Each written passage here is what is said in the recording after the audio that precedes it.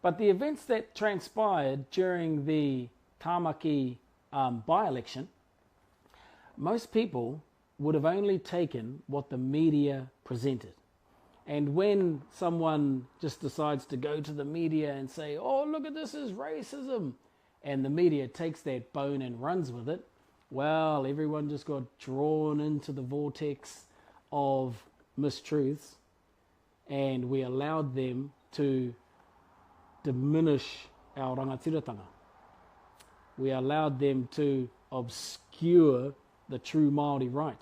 Political parties use this technique. They have used it for decades, for generations. And the technique is aimed at obscuring or wiping out the Māori right. Okay? Now remember that the Māori seat is the thing that holds the potential of this Māori right. Because the Māori seat should be an unrestrained voice. It shouldn't have to ask for permission. Number two is it continues to perpetuate the myth that we are a minority in New Zealand. And then they go on to use inclusivity as a validation for using this tactic. So, oh no, we include everybody. We're all in it together. Yep, yeah, that's all fine. We're all for that, and we've always been for that. But when it comes down to obscuring the Māori right, to diminishing the capacity of the Māori seat to represent an independent Māori voice, these are all things that we should no longer accept.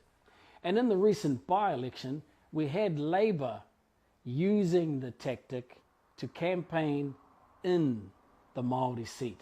That leads up to them then putting up a post that includes a range of minority groups from Aotearoa pushing the idea of inclusivity. Now, Māori are not against inclusivity. I mean, we're the haukainga looking after the manuhiri. That's about as much inclusivity as you can get. But what we are against is the diminishment of tino rangatiratanga. We are against the silencing of a independent Māori voice. And these are the things that we have to be clear about so that we can stand up and say, that's not good enough, Labour.